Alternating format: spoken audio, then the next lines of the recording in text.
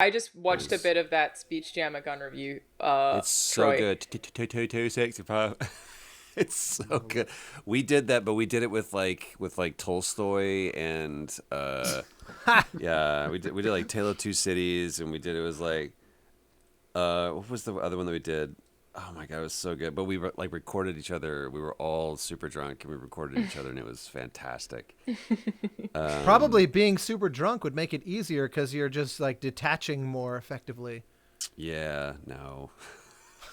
Well, fair enough. It's just hilarity. I You need to do this to someone while recording them VO. That's going to be Yeah. get someone in the booth and have them do some lines. I've had that happen before in recording sessions with musicians where there was that slight delay, and so they're trying to play like a violin or something, and they're catching this, couple millisecond reiteration of themselves, and it's basically like it's unplayable. It's the same reason why you can't talk, because you're hearing this instant feedback, and of course they're hating it. They're like, I sound like that, Jesus Christ, and it's just no good. I have the most minor experience of that I could just tie into my profession also. Is if you use Elgato Game jealous. Capture to capture gameplay, it's a problem we've been having since working from home, and you go through OBS, there is a 5 millisecond delay on what you're inputting and what you actually see on screen. Sorry, it's 500 milliseconds. It's still nothing. But when I'm trying to play something and I'm screen sharing and trying to let the other people at Funhouse see it, basically, I have to try to not react for 500 milliseconds so that I am in time with them, because I will see the actual game. Or I can try to not, because I can split my screen in two and have like what OBS sees and what I see. Or I try to not look at the actual game and I look at the OBS version, and I have to play everything 500 milliseconds delayed. It is so jarring. I can do it for maybe 10 minutes before being like, I'm done. 500 milliseconds is the longest amount of time ever. That's not a small latency.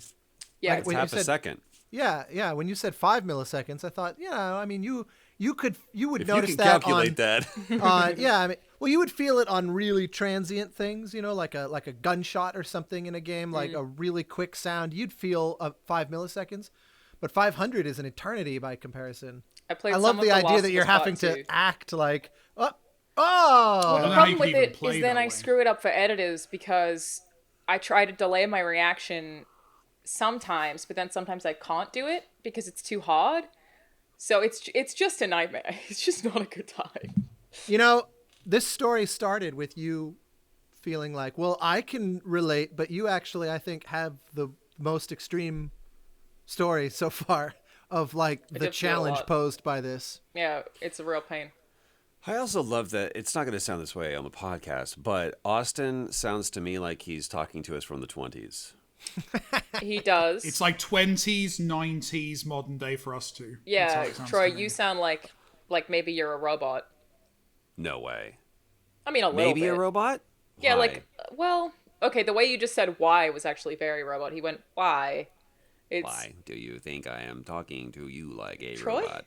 Oh, it's amazing. Where It's did like he- being in the actor's studio. Where did it go? I become. It's incredible how you just transformed in that moment. I like to think what I would be as a robot, and as a robot, I believe I would be robotic, but not. I got to do an English accent. Mike fancy. Bithell, you take that. I need to cast you as an English character in one of my You games. don't, at some but- point. I've then actually been cast as a robot. I was a robot in part in Gears 5, and I've now been cast as a robot in an anime, because the only voice that I can really do well is Robot Lady. Everybody knows Do it that for us robots now. all Do sound Robot Australian. Lady. Well, I tend to just channel the Red Dead Redemption 2 lady, which is, in Red Dead Redemption 2, the district of Ambarino. I just turn that into. Wow. Solid. You sound to me like the it's like the voice when you're like in the hotel and there's the default channel explaining like we have a restaurant and a spa that's aspiring to this very neutral. I mean, it makes sense that it would be robotic. It's the The like we're gonna gymnasium is on the 3rd floor. Relax and unwind. Anyway, hi everyone. Welcome to another episode of Play, Watch, Listen. I'm Alanah. I'm joined by Austin Wintry, who's a video game composer, Troy Baker, who is a video game actor, and Mike Bithell, who is a video game director. For me, it's my perspective. I get to do it. Troy, it's never I get to right. point. It's amazing. Fucking time. Man, it is so hard to get that corner. One of these days I'm just going to nail it. I'm going to be like, yeah. It's just like I point exactly to it. But it is I do it wrong every time, too. I can't. Which is why it's great content and we should keep doing it every episode. That's my This is another Austin one where Wintry. I've got it just perfect with the AAT. Yeah, mine is today, too. It's very exciting stuff. Mine is not. Mine would be ATAM. Adam. Still good. From I'm Rapture. Matt. I'm Matt. Yours is Matt. Yours is definitely the least exciting. Hello, Just a literal Matt. Yeah, how's everyone doing? Mike, how are you doing on The Last of Us Part 2? Yeah, buddy. I'm still Are you not still very far. like me with He dropped his face in shame. Oh, no I shame, did. buddy. I did. I'm taking my time. And now now I need to play Tsushima as well, so Is that what you're going to call it? I call it Ghost. What's the proper Oh, abbreviation actually, for it? good question. What is it? GOT. Or is it GOT? Just God, can't no, do it's that. not. It's Game of Thrones. We can't do We're that. not going Go- to do GOT. We're not that was taken and then besmirched. But people, Yeah. I mean, people have moved on from Game of Thrones, though. I think that's wide open. I think we could use GOT I quite guess. easily. I'm mostly calling I- it Ghost. I've been calling it Okay, Ghost. Ghost it is. Yep, I'm going to go with Ghosts of Sugarfish. I like No. that. That's good as well. I like that. Solid too. Yeah. I for the longest time we were trying It to was find an an instant, abbreviation. like yes, no, just unambiguous. Nope, we disagree. The abbreviation for when we were doing Shadow of War, I was like, well, we should, Shadow of Mordor. So it should be like, when they were trying to come up with a new name, it was like, it should be Mordor or something. They're like, no, actually, Shadow was what we called it. I'm like, how does that, Shadow is really the pervasive thing in the title? Like, oh yeah, I was like, not Mordor, the thing that ties you to Lord of the Rings. Like, nah, people call it Shadow. I was like, I call it Mordor. I didn't call it, I'm playing Shadow. You know, I called it thinking Mordor. about it, Shadow of War is a really odd title because it doesn't really have a tie to one of the largest franchises ever. I didn't like Do you it. think maybe that's intentional though? It's a Splash Mountain situation. So the Splash Mountain ride in Disney is named not for anything in the ride itself, but because of the movie Splash starring Tom Hanks, which came out that year. It's kind of a cross-marketing thing. No. Genuinely true. Look it up. Eisner Force still on the team. Yeah, 100%. I mean, it was going to be called Zippity Doodah or something, so probably Splash Mountain was a better title disagree. than the Is there historical any? context. But is But there it's- any actual content tied to that movie? There is a mermaid. There was going to be an animatronic Daryl Hannah in the ride for no reason. And if you've rode Splash Mountain, it makes no sense. Wow. Yeah, no, this is 100% true. But I wonder, to bring it back to what you're saying, I wonder if Shadow of War is intentionally generic. Like if they wanted to try and bring in an audience who were not Lord of the Rings fans, potentially. Like you No. could theoretically... I would think that the Miss audience that? of Lord of the Rings fans is much larger than the audience of not Lord of the Rings fans. I would imagine. No, Well, I guess. they There has to trust be a me. reason. It was a constant. They said that Shadow was what they, by and large, people. Right. They had some analytics and data to support the fact that it was Shadow. I mean, is what presumably people called it. it's Warner Brothers, right? So they probably spent a lot of money getting that. I don't know if that data. was a Debbie Beat that thing. I think it was probably more. Which we could talk about that. Did you hear about the possible acquisition of? I did. How do we feel about that? Now that's maybe a different topic, but I saw that and went, that's either really, really good for some people or that's potentially a really bad thing. I mean, It depends, right? Yeah. So I mean, Warner Bros. Studios was owned by AT&T, and I can confirm as someone who is currently employed by AT&T, because Rooster Teeth is owned by AT&T. Actually, our parent company is Warner, so technically I'm a Warner employee. If you go up the chain, which is very strange. But yeah, they're in like billions and billions of dollars of debt. So the idea was that AT&T was going to sell some of their high revenue earning companies, I suppose, and Warner AT&T Games. is in debt, or Warner was in debt. AT&T is in debt, so is trying to sell parts of Warner by the sounds of things. but can you imagine what that would look like? Because one of the things that makes Warner so good is they're able to, okay, we can pull from the DC universe because it's all in the same family, right? That's what's instantly interesting is how does the licensing work in that scenario? Don't know. Right. Because it's already a clusterfuck to try to get like who has. I remember when we were doing Telltale, they had to move quickly on Telltale Batman because they only had the license for the video game for such a short amount of time. It was like, here's our window. And they had to move because otherwise they were going to lose it. Same thing happened with the rights to be able to do the game for Lord of the Rings. So I mean, you get that for a certain period of time. You don't just have it in perpetuity. Right. So it's the same thing with Batman franchise or a Superman franchise. If they're going to do that or anything within DC, it's so easy to go literally, look over the fence and go to Warner Brothers, which also owns DC, and be able to do that. And now, if you're like, oh no, you're a separate thing. Oh my God, that would be nightmarish. How long does EA have Star Wars for? Is it 5 or 10? What's that? How long does EA have Star Wars for? Is it 5 or 10 years? No idea. It's one of or the other, and I know that's like an unusually long amount of time for a video game company to have an independent license. Not independent, but independent from I can't see them holding on to that much longer, especially since, I mean, Disney has consistently failed in the interactive space. So I don't know if they're going to be able to, if they want to just continue to farm that out to obviously a much more successful franchise. Even though EA, I love that. The people that work for EA are great, but I mean, that company objectively has been on like life support several times to where it's like, you're not doing well. And like once THQ fell, I was like, anybody's susceptible because THQ was positioning themselves to be the largest publisher in the world. They were coming after Activision hard. And then they banked all of their stuff on that. What was it? The U-Draw or whatever? And it I was worked on that. I think did you really? EA still is. I was doing U-Draw stuff right up until the end. I remember the day THQ fell because we were. Sorry, go on. I was gonna say, did you go? This is stupid. Like we. Oh yeah, no. Everyone was like, "This is definitely going to kill the company. This is a really bad idea." Holy crap. Yeah, no. Well, we were in a weird position because we were one of the developers, and this is a very good lesson to learn early in your career. We were a company called Blitz Games in the UK, about 250 people. We basically made licensed games. Essentially, we made like all of that kind of the Wii party games and stuff that everyone got bought by a grandparent for Christmas when they were a kid. Sure. Right? Like we were making that kind of stuff. Not glamorous work, but we worked hard and we tried to do good stuff. But we were in a position where even though we had multiple projects in development, the majority of those projects were with THQ.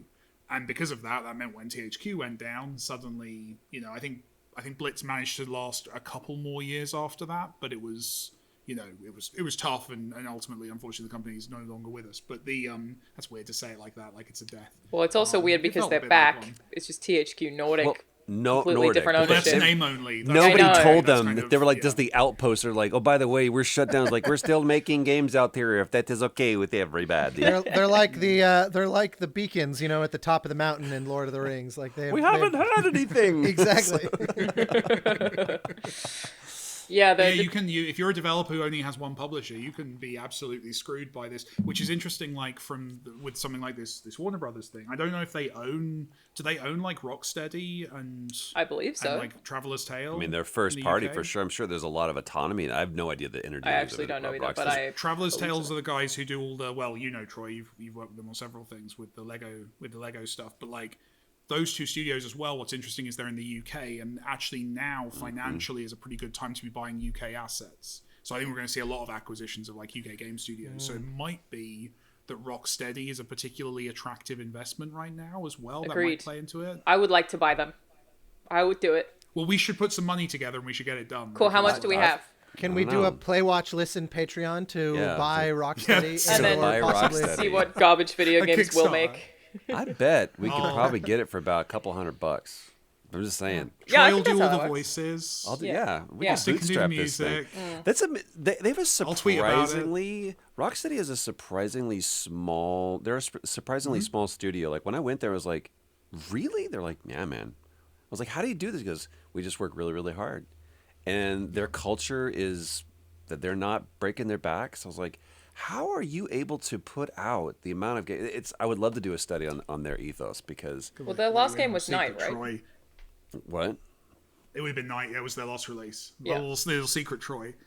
If your staff are like comfortable and they feel good in their jobs, they can be really productive without working crazy crunch. Anyway, there's a little secret. I reject your weird communist I know I am. Dictatorship. I should get the red flag. Thank you, Karl Marx. The worker is the Yeah. happiest person Do you have a red around. flag in your magic bookcase?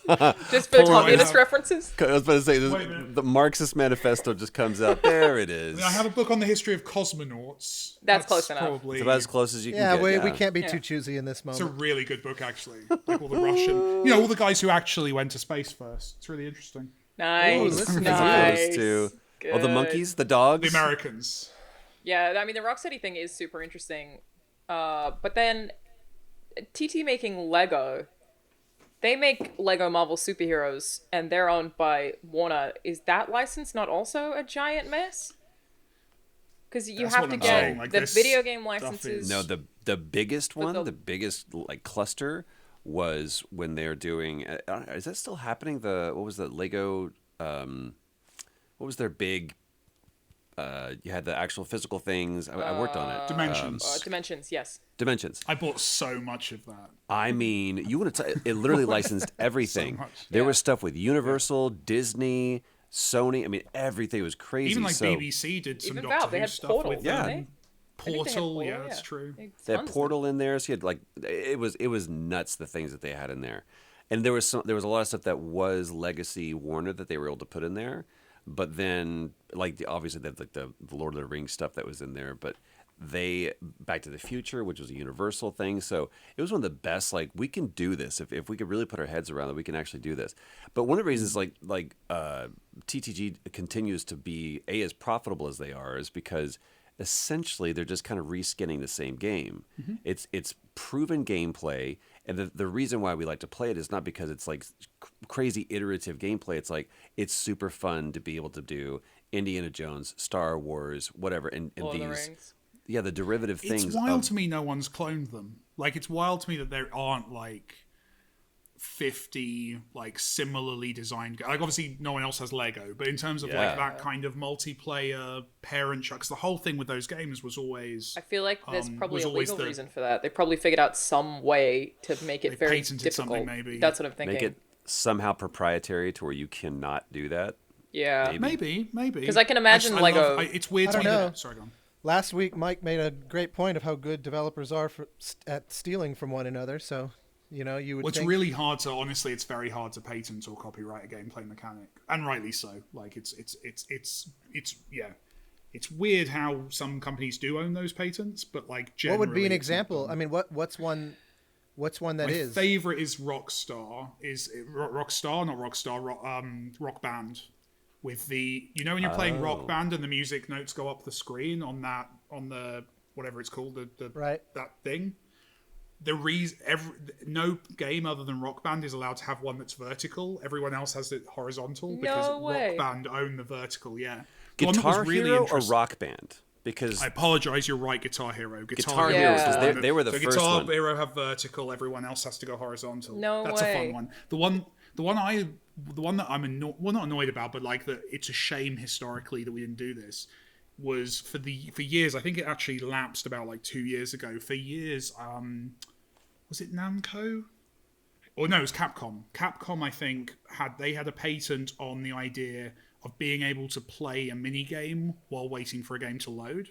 Because it's been technically possible since Really? like Yes, forever that you could Dragon basically, like, Ball place- games do that a lot. and it's happened. It's become possible for other people to do it now. But like, yeah, basically, like that's a really cool idea. Like we could have had the entire history of gaming with like little games you can play on a loading screen to keep you occupied while you wait for the main game to load. But that was locked out until I think it was about 2 or 3 years ago. That became something we could all do. But now we've obviously all got used to that not being the case. So it's kind of a weird branch of game development that just kind of got closed. I and- wonder how Assassin's Creed got away with that then, because the early Assassin's Creed games, while the Animus was loading, you could run around. Right. Yeah. You could run no- around. You couldn't play. I think this was specifically the idea of like a little game that was different to the main game. So I think there maybe they could argue. Or maybe that because it's that's just running, like loading if they in. added climbing, then it would be too much of a game, but maybe you were just allowed to run. Yeah, Could you That's imagine super- being I bet the it was- judge, like deciding a lawsuit on that? Like, now I'm running. Is it fun? Am I playing a game or am I just using my thumbs? Like, Just seeing the that seems like a animations. very Yeah. Like I would love to hear the Look that lawyer's up. opening statements on a case like that. Like how official and technical. Video game and, courts. I mean, I know Rockstar trademarked bullet time, and I believe you can still read some of that Yes. trademark and how specific and weird that trademark is. I think they did it for Max Payne 3, actually? No, Was it first one. earlier? Oh, really? I The thought they were first late one. on it for some reason. No, Max. I remember them talking about it. I don't remember how, but they patented that term, bullet time. Is it a Even patent or is it just a trademark? That might be a trademark. trademark. 'cause Yeah. Yeah, because it's the name. You can't use bullet time, and they did that after Matrix, Yeah. which I was like, well, that's a little short-sighted from the Wachowskis, Wachowskis. yeah. Didn't think that one through. Yeah, I remember seeing that trademark and being like, that's a pretty smart one to use because now it's hard for anyone else to explain what that mechanic is that we're all familiar with inherently from The Matrix being such a staple, but Rockstar got it. Shout out to Max Payne 3. I loved that game. it was a good game. I really It's- enjoyed it. I just recently replayed the first one, and there to me was nothing. 2 and 3 didn't do it for me, but 1 was just like, They're very different, obviously. Like, I feel like 3, Yeah. I have to, like, not even quite calculate as the same game, but for what it was, I was super into it. And I remember just there being parts of, like, the levels in Brazil where you're just walking around these really cluttered streets and watching these kids play football or soccer, like, in their backyard, and that I don't know. There was something about the way that world felt alive while being linear. That the time that it came out, that really, really, really stood out to me. It's also just really pretty. And I love Max Payne, this old grumpy man. That first one is so tonally consistent. Like Yeah. the I first mean- one is they are going for something and they nail it Yeah. 100% of the time. it's amazing. so claustrophobic. It's so vapid and vacant, and just like I mean, it is so. No, vapid's not the right word, but Did I mean, it's Sam just, Lake write that too? Yes. Yeah. Of course And he it's did. him. Like it's the guy who did the voice was somebody else, but it's just like that's what made me fall in love with it. There's something that I've always loved growing up. I used to sneak out at night, but terrified my parents. But I just loved being out in the night air. I loved being out when everybody else was asleep, and I would just walk around my neighborhood. Bullet timing. Bullet time, just like He wasn't allowed. That's trademarked. He couldn't do that. That's true. He was matrixing. I was matrixing, but I just that Max Payne reminded me of doing that. It felt like he was out when everybody else was asleep, and it was just like it happens like in the wee hours of the night or the morning. It was just I don't know, man. Does that first was game so hold up cool. if you replayed it recently? Because It does. It's just frustratingly because it was PS2. There's no analog stick, and so you remember how frustrating it was to play Interesting. without. Not no. PS2 had an analog stick. PS1 didn't. yeah, PS1. It was just the blood trail mechanic is just that level. Man, that blood trail. I mean, it Jesus. just the crying. Yeah. But I mean, what a beautiful and incredibly clever mechanic to use of like, hey, we're going to use location, echolocation sound is like go towards the sound of the crying, but in no way do you tutorialize the player that that's what you're doing, that's the objective. It's just it's emergent tutorialization. It was, I don't know, man. That Sam Lake, I cannot wait till this whole craziness happens so that I can just go buy that man a lot of beverages and just break into his brain. It's amazing like how that studio and Sam have like just progressed down a really cool curve of their own. Like the Yeah. Control is the inevitable outcome of every single game they made before it, but also surprising. Like it's just really cool that how consistently weird they are. Like and Yeah. then Yeah, how without- that works through. It's great. But felt they like still have like they are weird. Their games are a very particular kind Yeah. of weird. Unapologetically, right? Yeah, but they But I still don't- very much have a place in the mainstream. Like they're not Deadly Premonition weird. They're weird Sure. and bizarre, but I really wasn't sure if Control would take off, and I do think it was really undermarketed. But everyone that I've spoken to about Control, I don't think I've spoken to a single person who hasn't been really enthusiastic about that game once they've put enough time into it, because I feel like it does take a few hours to get into. But everyone is like, hell yeah, dude!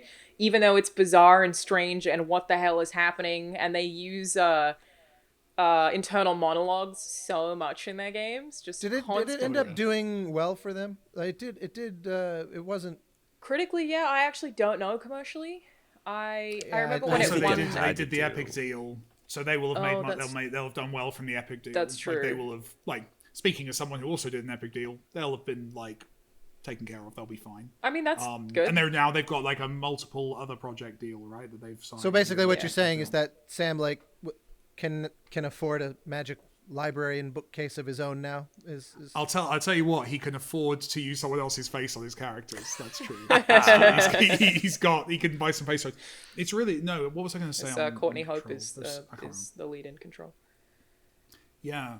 I think what I love about Control is that it kind of demonstrates how often we underestimate that mainstream audience. Like you can give them something that's bold and interesting and they won't freak out. Like you can actually make something cool. I think a lot of the time we kind of go, well, this is, this stuff's indie, it's cool, it's weird, but no one will buy it. And then you see something like Control come along and just be exactly what it wants to be, and the audience go with it because the audience is much smarter and much more engaged than we I think give them credit for a lot of the I time. think that we broadly I think that's very, very true. And I think that even games that you would use as the stand-in for like mainstream takes no risks, it's not even true for those games. Like I always used to hold up Call of Duty as the Transformers of video games. Like they churn them out, they are predictable, but truth is those are very, very well made games, and they do occasionally throw down, like I'll never forget probably for the rest of my life that fucking terror, like undercover terrorism airport thing in No Modern Russian? Warfare. Yeah. Yeah, like that to me was for a game to be so utterly mainstream, to make such a bold choice. And they've done other things. I don't know think if they've the done Call of anything on Duty that level, campaigns but are great. they're Can I I add always get them something to every year that? for the campaign. yeah, as our resident hardcore Modern Warfare fanboy. Which one are you in, Troy? Which Well, one's the one you were in? I All of was them. in all of them up until then I get put in jail after the one with Kevin Spacey. And then made my Delivery on that. Jesus. What I liked about that for our viewing audience was that you covered your mouth but like protected the microphone. You did it on the other. You don't need to like, see this. Professionalism. You can't teach that. That is his my talent. That is his skill. So funny story about that. I played Joseph Allen in that. So I'm the character that you're playing when you go in for No Russian. And your likeness as well, right? Like your No, for Advanced Warfare, that was my likeness. That's but Advanced but Warfare, in wait, the player character is you? Modern in that? Warfare 2. Well, in Advanced Warfare, I was the player character, and then also in Modern Warfare 2, and then for the No Russian level, I played Joseph Allen, who you go in as, and you're like, you're going to infiltrate the whole Russian regime, and you're going to go through. And the reason why it's called No Russian is because in the elevator, when you come out, this says, remember, no Russian. And they're not supposed to talk in Russian because that was the whole thing, is that they were doing this terrorist hit. So I remember going through, and they were like, so here's the mission. And they laid it out for me, and they started playing through it. I was like, holy shit, really? This is what we're going to do? Like, yep, this is what we're going to do. And I was like, man, that's insane. Cut to, we are in Vegas because historically that's where IW especially would do all of their big launch parties. We would go to Vegas, they'd put everybody up. It was really cool. It was a big celebration. We would rent out the foundation room at the whole strip. They would rent out the foundation room at House of Blues or whatever, and it was just a big celebration and everything. And we found out that post launch, well, right before launch, but like they had already gone gold, that Russia was going nope, and they were basically what's it called when you boycott a game? Boycotting a game. Yeah. That's the word we use. Blacklisting. So they had to. Everyone was scrambling like that, and so that's when they had to put the warning on it. So the warning actually was a patch that they did after they went gold, and they had to like make nice with everyone's like, well, no, this is a whole thing. It's like it's a fictional world. You know, you've done this with movies and everything, but they like whoa, that's a really terrible thing because you just go through and you can't not shoot. it was like almost a harbinger for what they did in The Last of Us, to where you get put to a decision, and at the end, You know, with the other fireflies. the other thing that to me was such a stroke of horrifying genius about that level was that you can't run either. Yeah, it's a walk.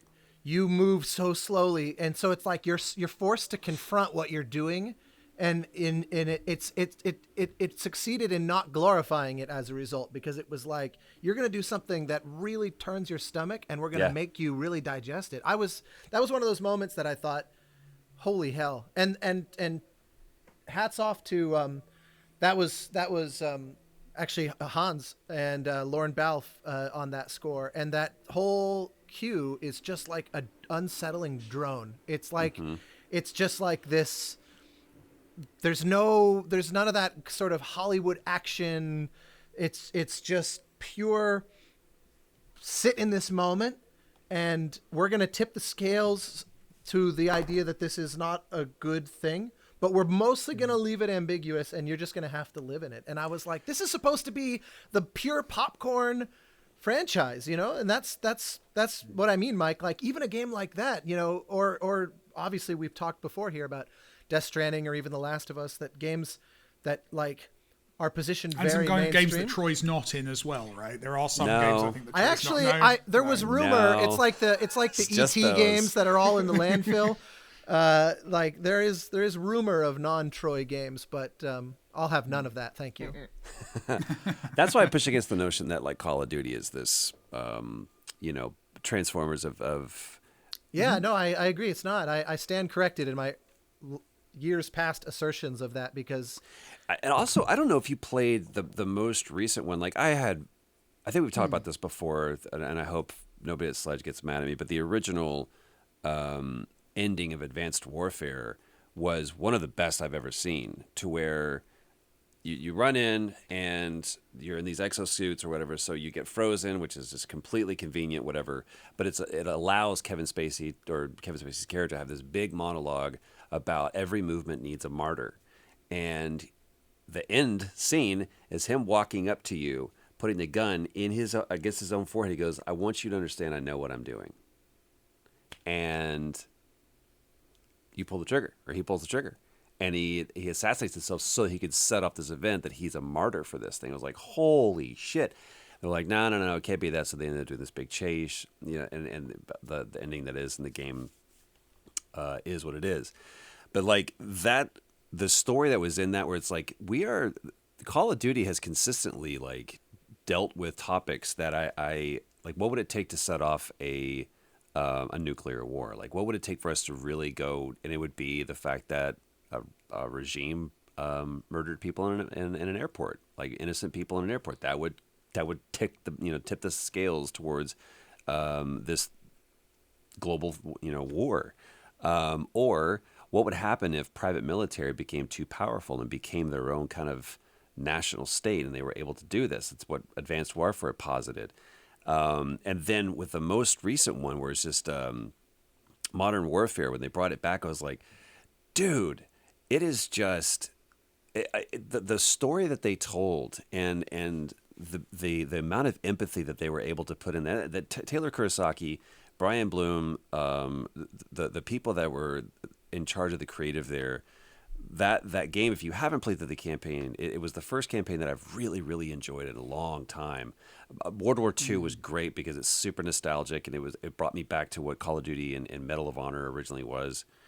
No, but I agree that, and similarly, the Piccadilly So Circus stuff was like, as someone who has spent time there, obviously, I think maybe all three of you have probably spent more than me there, but but I've logged some serious time in that city, and I love that city, and there's a gut reaction,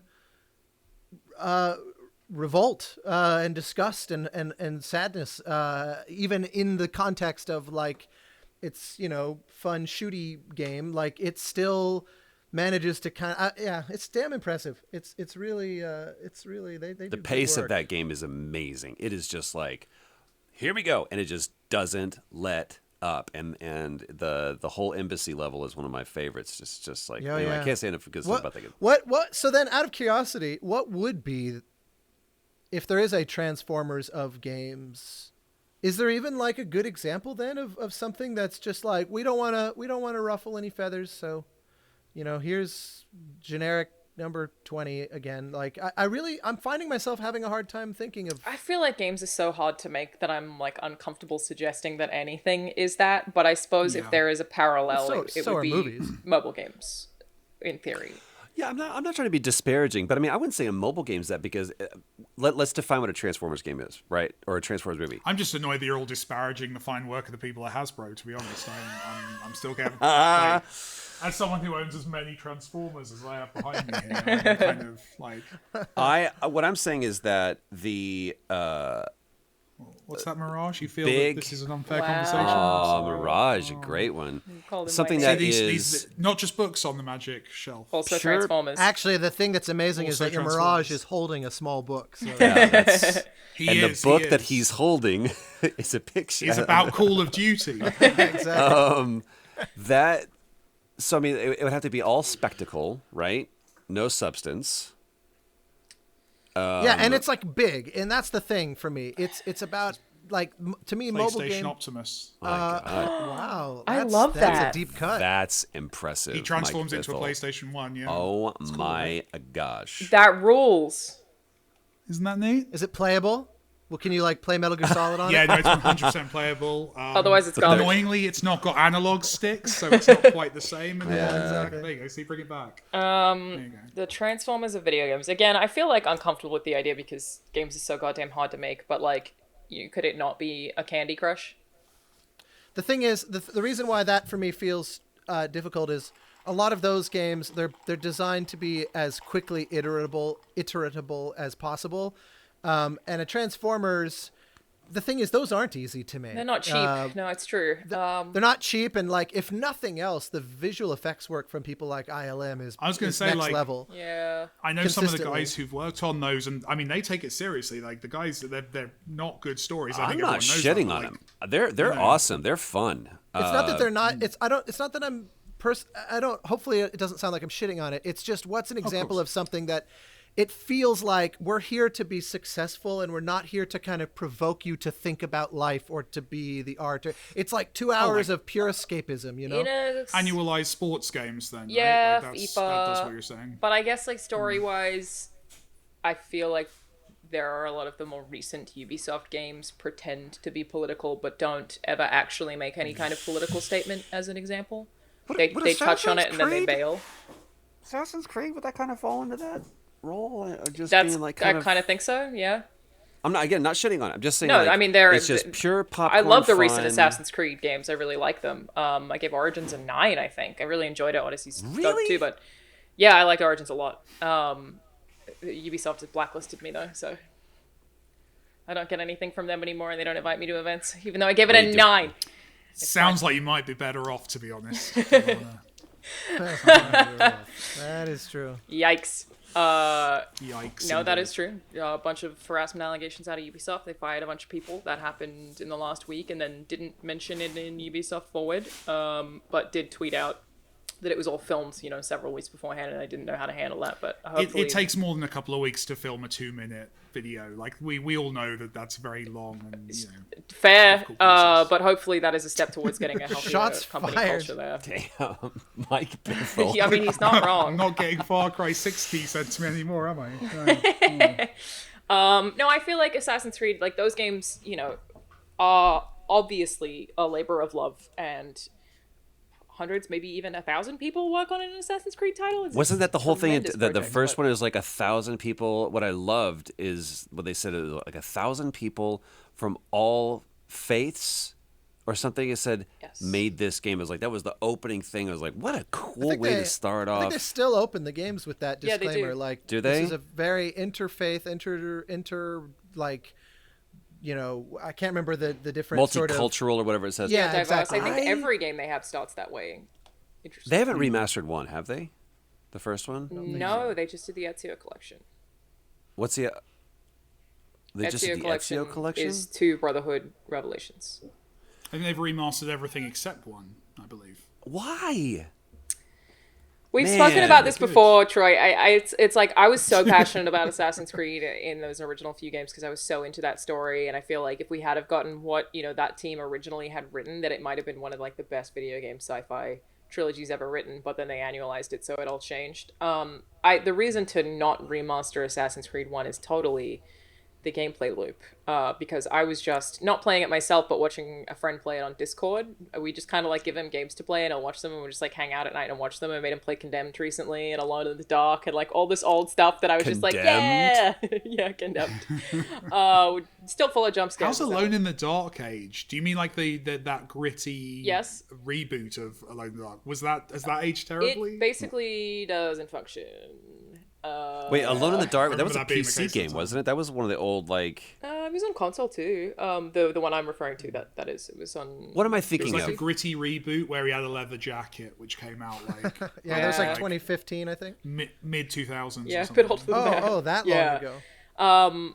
But yeah, we were playing through virtually all of the Assassin's Creeds, just bits and pieces, and the Assassin's Creed 1 gameplay loop, I think, for a lot of people, is just, it's a lot of the same four things over and over and over again. And while I love Altair, and I even like the Desmond stuff in that game, and I'm super into the lore, I feel like, especially going from playing a more recent Assassin's Creed game like Odyssey or Origins to jumping back to that first game, you're like, oh my god, I can't do anything. Flip side of that, though, is one thing that I loved about the early Assassin's Creed games was that you can approach an objective however you want to, whereas now, I think it maybe started with Revelations, I'm not sure exactly when. Now they give you objectives for everything that you do. It's like, do this in this order, kill this many people, do this, do this. So while you have more freedom in the way that you literally approach the world, and it's not the same mission structures over and over again, you kind of have less freedom in some ways because they give you so much guidance for different objectives now too. So I feel like that's probably, if I had to guess, I would imagine that's partially out of necessity for just how much bigger the games have gotten. They're so Yeah. sprawling. Like Odyssey was the first one that I played where I was almost intimidated by its size. You know, like you get on your boat and then you look at an objective and you're like, I have to set sail for the next week to reach that other island. Yeah. It got huge. I mean, even And it's Unity cool, but it's was at the point yeah. where you look at the map and it's just cluttered with like icons that you're just like, how am I gonna do any of this? There's just so much stuff. That's You know why the- I- You know I the feel like- coolest Unity story? Wait, hold on, Troy.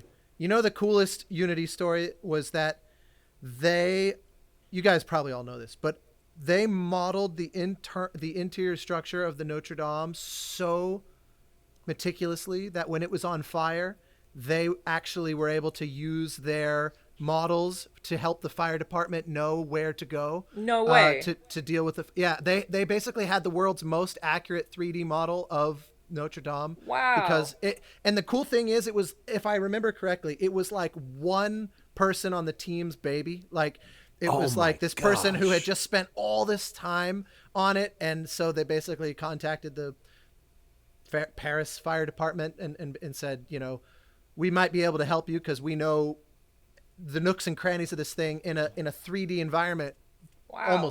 almost perfectly. That's so basically. cool. I just saw a headline kind of cruise by on Twitter, and I read the article and was like, that is just like, for all the hate Unity got, I think it flipped the script in that one move. One of the things that I liked about that game, but for the record, that game also, having played that again this year, still has a lot of bugs, including like faces not loading in, environments not loading in. Well, They had didn't trouble they, with I that think game. they shipped that game with like 1,000 known bugs. Which I mean, I think it was because it was so populated. That game is really populated. Even playing it now, the streets are just full of people, and I feel like that was just very difficult for them to figure out how to approach everything else surrounding how many character models there are in any given space all the time. I didn't ever get tired of Assassin's. That whole I know we've talked about this before, but that whole notion of like just rinse and repeat. I was like, I didn't get tired of it. It was fun. The gameplay and the You mean mechanic the first was one? the first one, and it felt tighter. It felt more focused. It felt more. I knew what I was doing, and then whenever I did start getting tired of it, then I would come out of the Animus, and there was this whole other layer that was on top of it. I was like, well, this is just great. It was just history and science fiction are my two like total nerd subjects, And just so to combine those two, and just the notion of like And the fact that it was sort of a bluff, that you don't know it's a sci-fi until way into the way game. later. That was a pretty bold move, I thought. Very cool trick to pull. And again, making this science work, it was like, it is possible, if you can kind of go down the noetic science route for just a little bit, to think that our memories have they can be quantified in some way, and that somehow they are embedded into that's how we have instincts, right? So that is essentially a memory. So if that could be tied to your DNA, then essentially if we can map that DNA, then we can essentially go into the consciousness and the memories of somebody else, and essentially we could be time traveling. I was like, I'm in. I get that 100% scans with me. Like from the very, very beginning, I was bought in. Not to mention that it was also one of the best in the kind of Ken Levine sense. It had one of the best sort of fusions of gameplay and narrative where you didn't die, you desynchronized. Yeah. And I always thought that was like, that's right up there for me with Would You Kindly, as like a way to tie it all together and make the game harmonize with sort of the potential ludonarrative It's the same with you issues. desynchronize if you killed civilians, because it could be like, Ezio didn't do that, or Altair didn't do that. Yeah. So Right. it could just kick you out of the game rather than giving you a failure or whatever else. It's a really smart way to deal with that. And yeah, I'm with you, Trobit. I got burned on Assassin's Creed because I was so invested in the sci-fi stuff from 1 to... I think I remember being a little bit worried when Brotherhood got announced, but Brotherhood is actually my favorite in the series. And even through to Revelations, and then, 3 is where they really get rid of all of the sci-fi stuff that I was so invested in, with like the people who came before and the Pieces of Eden and what it all meant, and the end of Assassin's Creed 2 with Ezio saying who is Desmond when one of those people who came before says Ezio. It's like I was so into that lore that when they scrapped it all, it felt like this investment that I was so attached to just burned to the ground in front of me. And I always am like, just one day I hope I get to...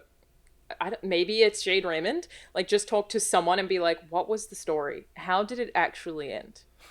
What was this trilogy? What precipitated what they shifted what they were going to do? Like they were going It was to do supposed to be a something and it trilogy. changed?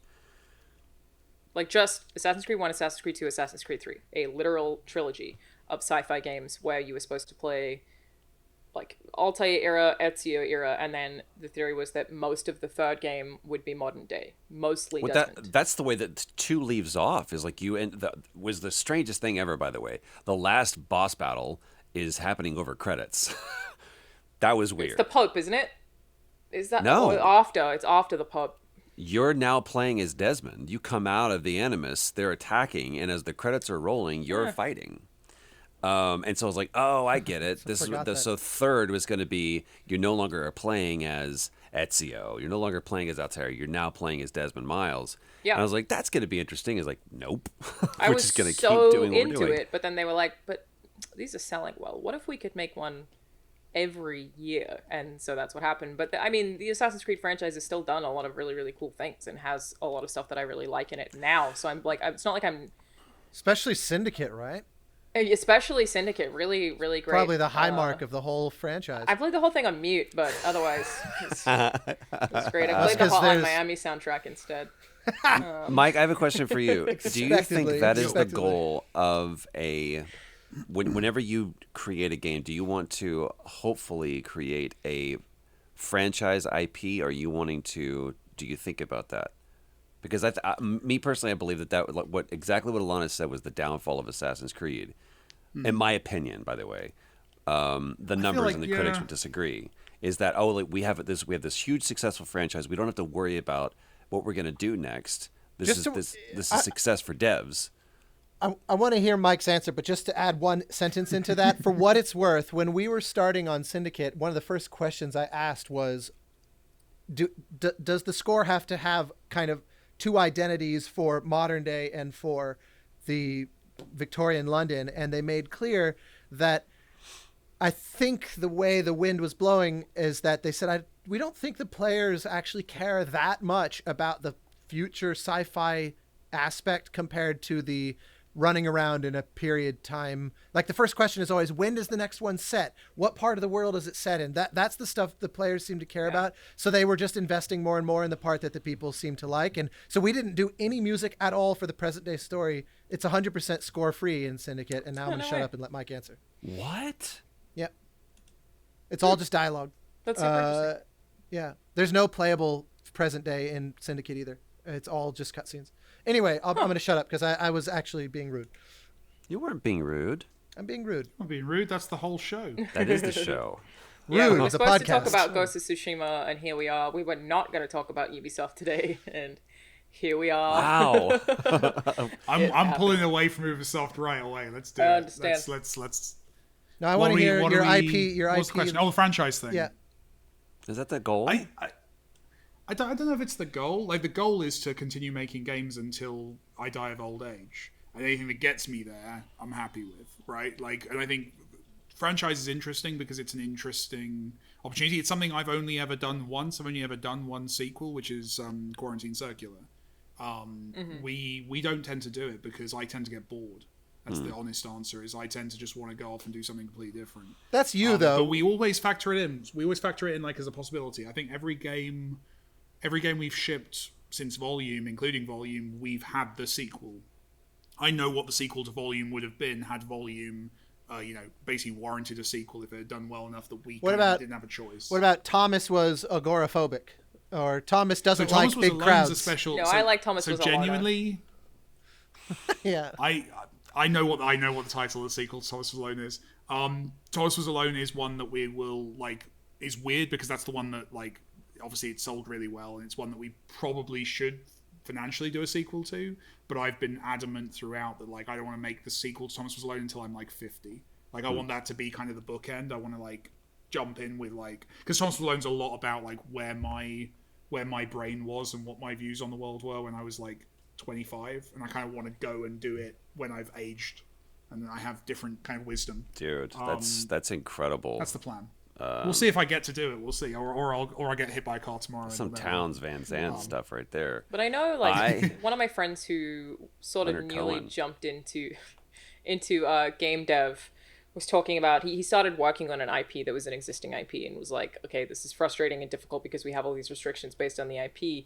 And then I remember talking to him the day that he started working on a new IP, and he was like, it's like being in the middle of space and there is literally nothing in sight for you to grab at, and it is one of the most difficult starting processes ever. And he was like, I think today is the first day that I don't know if I want to be in game dev. And it was such an interesting conversation because he was just so overwhelmed by the difference between working on an existing IP and starting a brand new one for a major publisher, that it was just this daunting wall of oh my god, how am I supposed to just make this thing happen? And I feel like there are it's terrifying. benefits The to blank both. page is a brutal thing to confront. Yeah. Well, I like both though. I like both. I really like working on Wick for that reason because we had we knew Rails. what Wick was, so we just had to lean into that.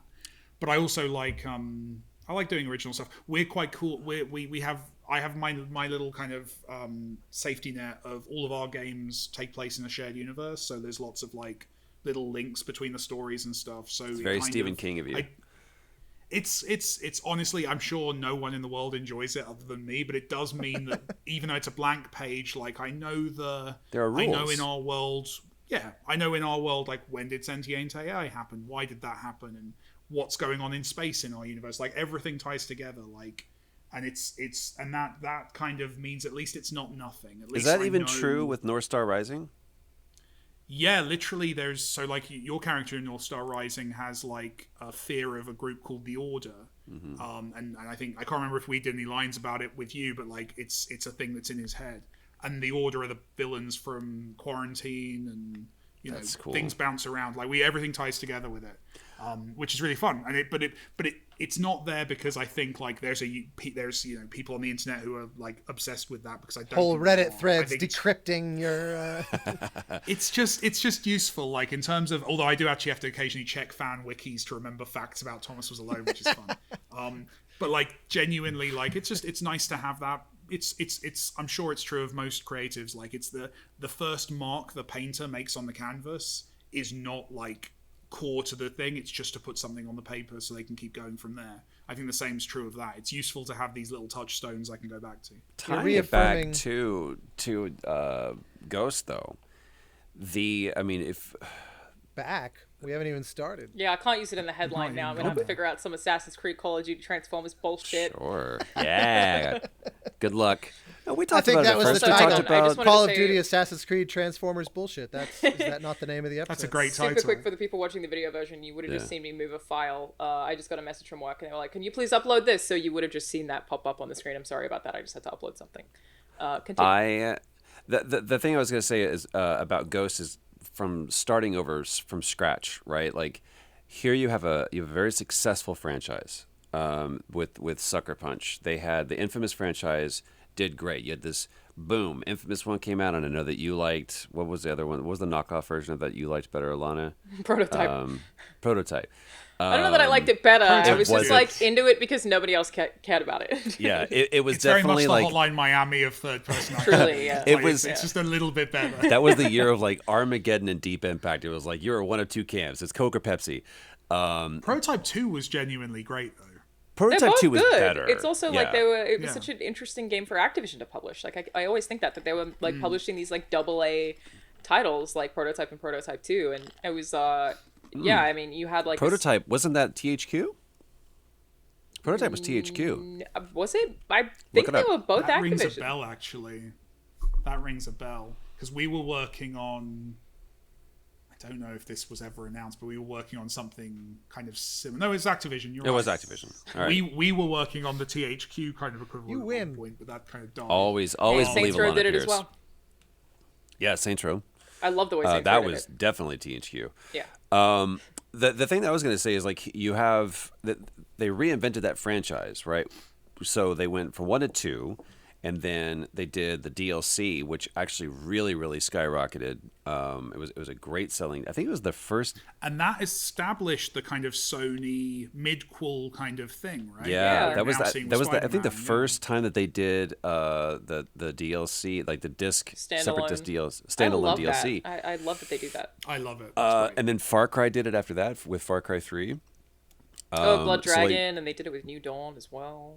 Yeah, so they set a precedent, and then all of a sudden they're like, all right, we're gonna flip it, and we're gonna do a completely different person, and that was a bold move, and it performed well, but for them to go, all right, we're tired of this franchise, like no, you just started a new one, you do a sequel, you do another one, or you do another one within this new universe of Second Son that you created, and they're like, no. Is that what you were yelling as you were knocking on the front door of the? You know, the office? honestly, man, no. Really? The Why? beauty of it is, I am a firm believer in once you take the character as far down as you go, because the last thing I want to do is do a Crystal Skull, and it was like, you actually make this overdo it. retroactively worse. I so reject that.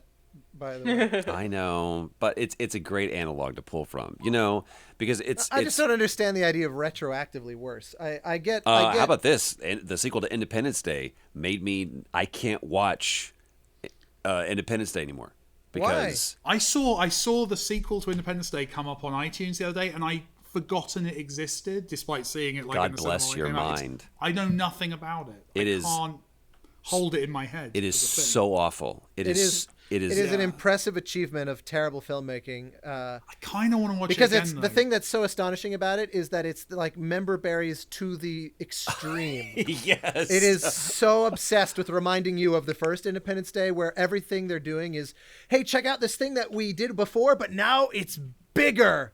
That's And basically Judd the whole Hirsch movie. is a pedophile. It's like the worst. It's- At the it's- very end, he looks at little girls and goes, "I think you should come live with me." I was in don't the even theater. I remember went, that. "What?" I was like, "Come to my basement. We don't like any Get of in that. my windowless van." Huh? Not good. It's not good. No, it's terrible. Nope. I was like, "What are you doing?" It was horrible. I don't even remember that. I just remember being Horrible. astonished at like they even make Bill Pullman like try to give a speech, you know, and I was like everything about it. But that's the thing. If I go back and watch Independence Day, I go, now there's the good stuff. There's a film made with genuine heart and intention and actual thumb on the pulse of what's fun and what's entertaining. I know Like, we it sometimes doesn't- touch on these conversations of like how movies and games differ, and I feel like that is the most dramatic way in which the two mediums differ. is that playing new games absolutely does retroactively make an old game worse. It is difficult to go back to an old game in the same franchise if the mechanics are bad in a lot of cases. You Like, just experienced this. Well, but that's different though, right? What you're saying is if the You. sequel is better, it hurts the original. Right? Is that what you're saying, Alanah? yes. Yeah. Yeah, What- that's what- the what game opposite. did you- That's was the it- opposite problem, though. Like, Was it Deadly 'cause- Premonition 2? What did you just play that you were like, what is happening right now? Like, you love this game and then you... Yeah, I have been playing Deadly Premonition 2. However, like, that's such an interesting game to talk about. So Deadly Premonition is my favorite game. And I think that I have, upon playing 2, realized Deadly Premonition, I always say it's my favorite game, but it's bad.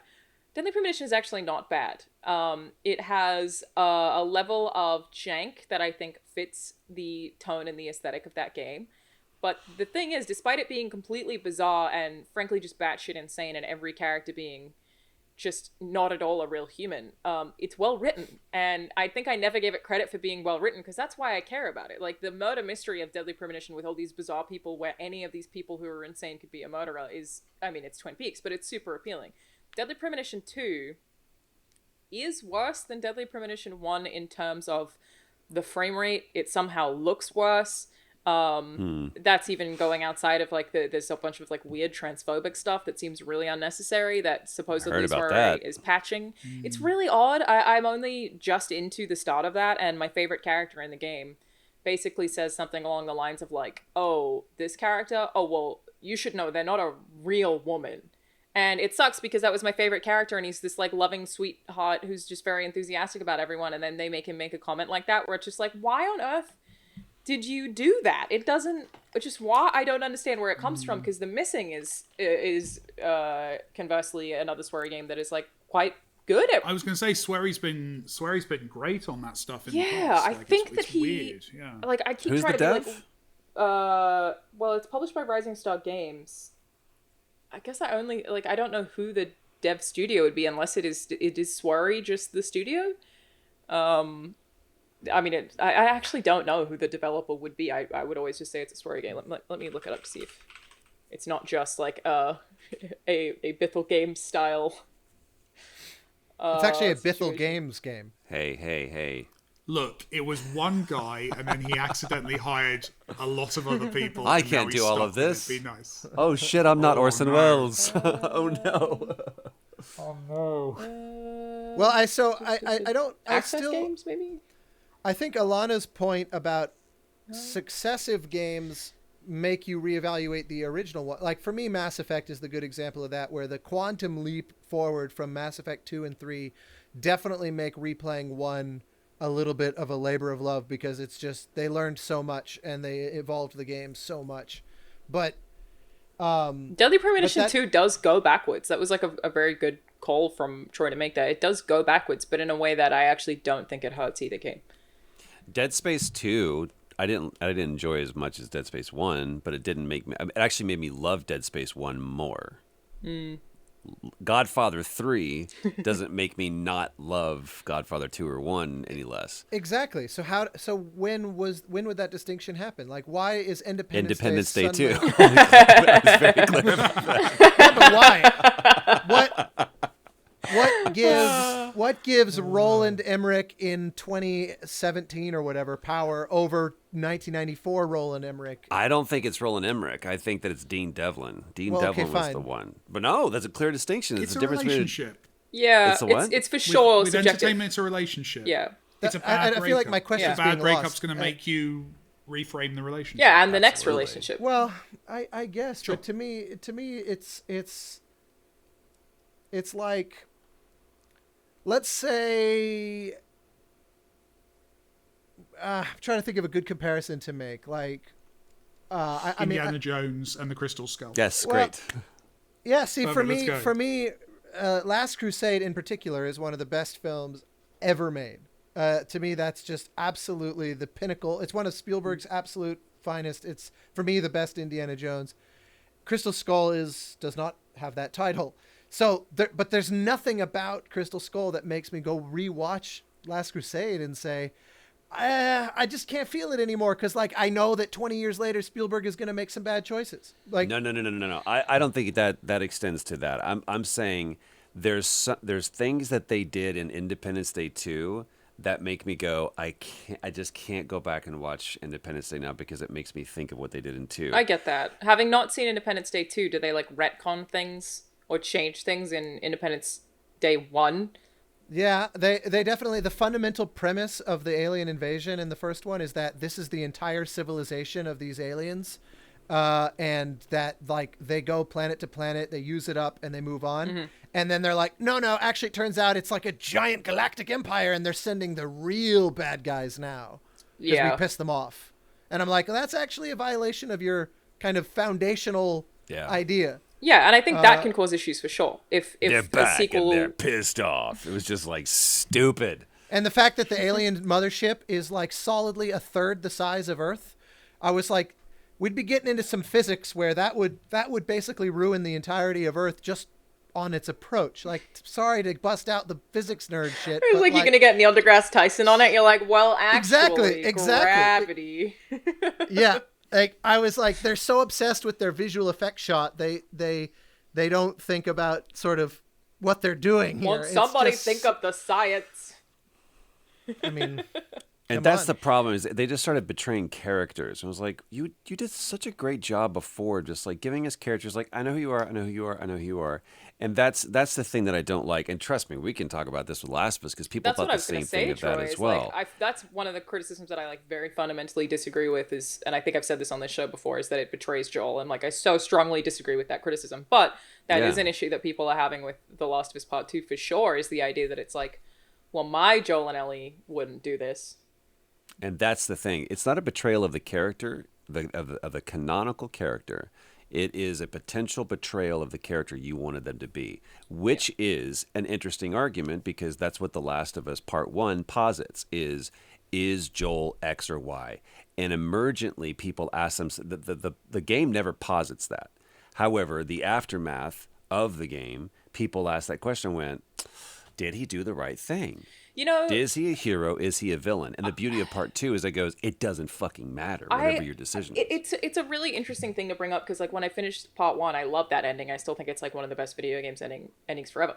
But I feel like I was like, you know, weighing up what I would do in that situation, but I didn't weigh up what it would do in the world. I was like, oh man, the choice he had to make with his character, who I also really love, like that's really deep. And then you get into the second game and I start thinking about every other person in the world who has maybe heard his name and heard about what he did, who fucking hates him. And it's like, that's a layer that I actually didn't think about at all when I was like weighing up what I would have done in that. I don't think about the extra layer of the character whose dad got killed and then all of their hope is just completely lost. And it is a really interesting take on that because, like you said, it's not necessarily a betrayal of that character. It's a betrayal of your relationship to that character and what you project on them as well, which I feel like is a... But what's interesting, right, is game protagonists are co-authored, and that's something not to dismiss. Like I do have a right as a player to an opinion about who the character I'm playing as is because I've projected myself onto them, right? Like I did find that I've not finished Last of Us 2, but like, yeah, Ellie is doing stuff that doesn't feel like stuff that I think Ellie should be doing. And that's something that, like, that disjoint is academically interesting, but it's also just interesting to a player. And I get that that's what the game's going for. That's not an accident. That's intentional. It's about that distinction. And that's the But thing. but I can see where that comes from and why that would frustrate Well, when a you player, talk for about sure. gameplay for a video game, say I'm playing Ghost of Tsushima right now, I say, I did this. I don't say Jin did this. You still say this is what And then I did. I did this, and I went off and did this side quest. Yeah. The thing that to go back to The Last of Us is the only reason why we collectively love Joel is because we got to see this one very narrow window and a story that happened in a vacuum. Everybody else, you would not look at Joel, especially in Part 1, and go, he was a very loved person. No, he was a feared person. He was probably a hated person. He was on both sides. He was on both sides. To me, that one line Says everything. says we don't know much about this guy, and there's a lot of skeletons in the closet. His own brother doesn't want to be in a relationship with him, and that says a lot. So That's the why, to fact, me, the idea of Joel didn't deserve that has never felt right to me, because I'm like, I begged the game to make me not kill the doctor at the end of the first game. I stood there for so long and I shot at the floor to try to scare them away and all this stuff. And I was like, the game is making me do this because Joel would undoubtedly do this. And the game is giving me time. It's like suspending reality to give me time to come to terms with needing to ride shotgun with Joel doing this. And so that's why when suddenly it's like, but he's this hero and beloved this and that, and he deserved better. I'm like, he was actually kind of an awful person who I invested in because he loved Ellie and he found a catharsis that he needed. But this was a broken man. yes, I and totally not a think he good deserved man. it. Yeah. But this is like, Mike will probably love saying this. Joel is, and probably unintentionally, because I know how Neil feels about Blake Snyder, but he is 100% a shining example of Save the Cat. All of the things that he did, as long as you can point back to the fact, yeah, but the way he treated that girl. So if there's any a betrayal of the character, it's not that Joel was not, or Joel seemed to be too trusting. It's the fact that he is now this beloved center of community. And that the thing that we love Joel so much. It was like, well, then that's the betrayal of the character, because you shouldn't. This man has done horrible Changed, things. yeah. So, I remember, Austin, when you pointed out the thing about the flowers in front of the house, that Oh, I you told me. hadn't thought about that moment, and thinking about it and being like, yeah, he turned his life around quite quickly, that this community cares that he's gone.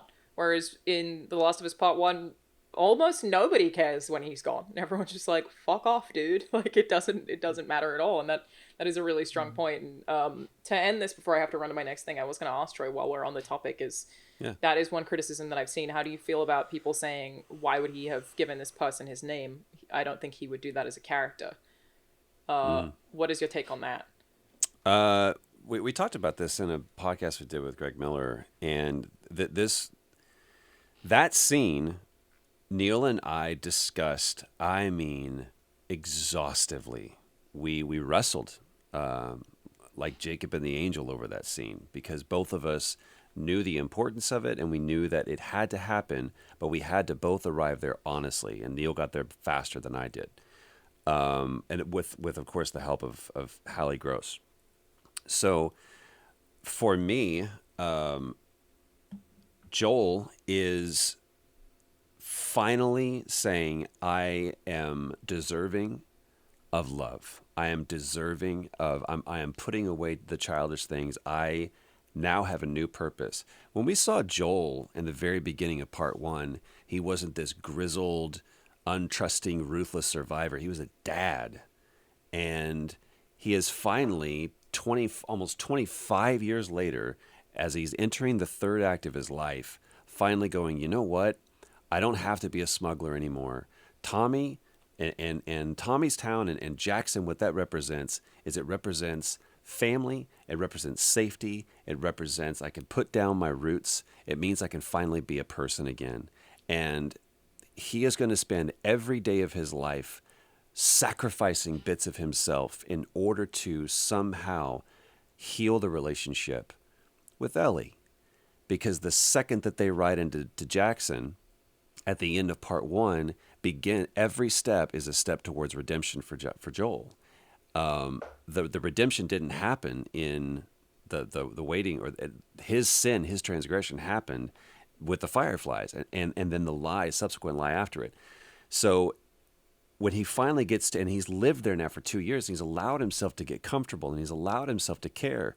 He's put on a little weight. He's gotten comfortable. He still goes out and he does his duty, and he's now putting off his diligence and his almost stoicism to Jesse and to other characters to go, make sure that you do this. He's trying to teach Ellie how to be, when she goes on a patrol, that she's careful, and he's just trying to do what he can because he's realizing he's not that guy anymore. And so when we first get into town, and Tommy and I are, we ride back, there's like, okay, yeah, we can't be here. We've got to get there. I'm a little unwary, but this is just a person. This is not the threat. There wouldn't be a threat. I know threats. This doesn't look like a threat. And that was my mistake. This is what happens when you drop your guard. This is what happens when you care. This is when it happens when you love. And it's just that reminder. And there's even that moment he just shakes his head. And he's like, whatever speech you got, let's just get this over with. Because I fucked up. But at the same time, he looks and he's like, I do it all over again. And that is the change in the man. So everyone's like, he would never drop his guard. He's like, you're goddamn right he wouldn't. And he didn't, really. But the fact that he goes, fuck, I did it, man. I got comfortable in this, and it caught up with me. And I think even in that moment, Joel realized he was like, not in this world, it doesn't matter. Because the same thing would have happened. I would have lost the girl, and I still would have gotten killed, but it would have been by somebody else. It doesn't matter if I deserved it or not. Heroes or villains, we all meet our end, and this is mine, and I will meet it with my head up. And that's fucking Joel. All right. I feel like I should clap. I'm like, that was just hell of a good job. Good. There's a bigger, answer. there's a bigger. I mean, that is an excellent. You could have answer. just said, "Yeah, it was fine." That's actually honestly. Yeah, he changed. That's what I've been saying when people come up with that with Yeah, me. he I'm like, well, he got softer. But that's- That was poetic and amazing. So the interesting thing there Troy is, Baker, ladies and gentlemen. Sorry. Troy's demonstrating the part of his job that no one ever kind of really hears, or they hear the result of that work in the performance. But ultimately, those are the kind of decisions and thought processes that actors don't get credit for. True.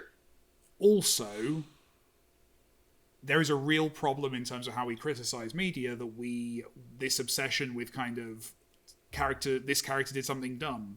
Yes, characters do dumb things. Yes. Humans do dumb things. And I think I've spoken Humans about this do dumb before, things, is and we it's- don't question it when humans do stupid shit in real life, but in fiction, we're like, that doesn't make any sense. Humans make mistakes in real life all the time.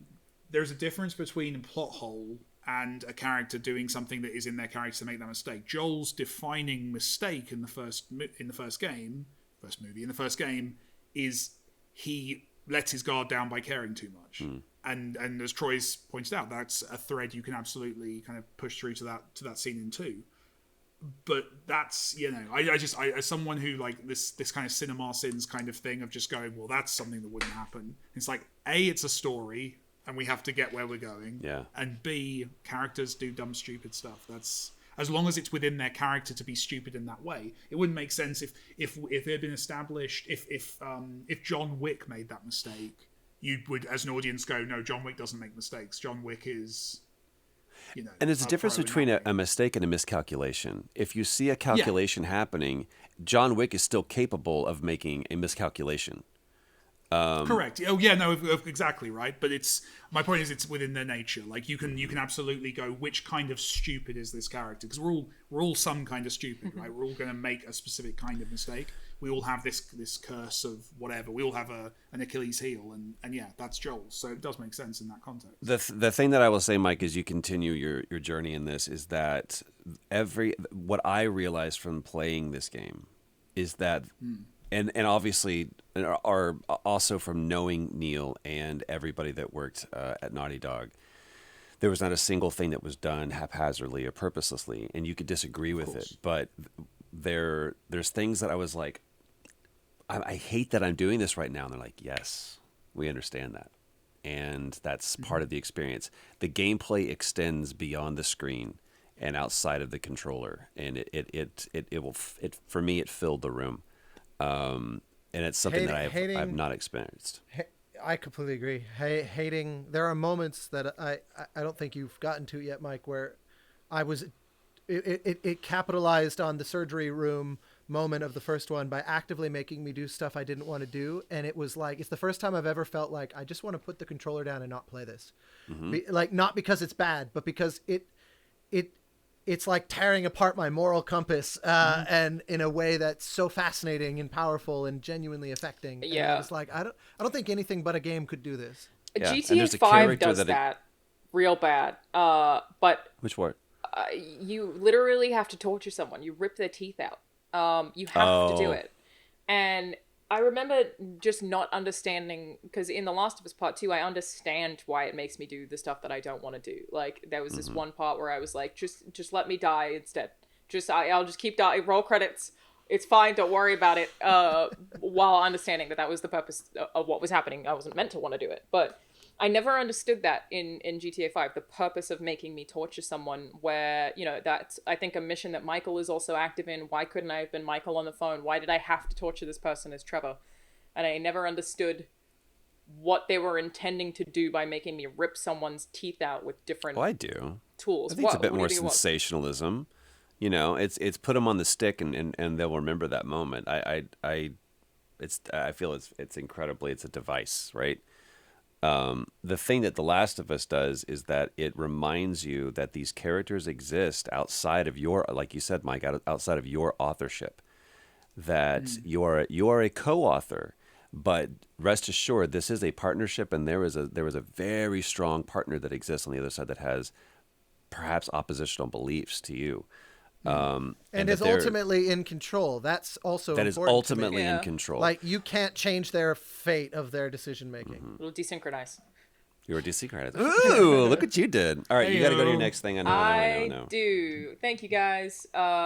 If you guys both got Ghost of Tsushima codes, maybe we'll talk about that next week because I really I like wanted it. to talk about. I just love this world so much. For The normal open world. normal plebeians, it can also drops get it, what Austin. You can get it tomorrow. on Thursday, Austin.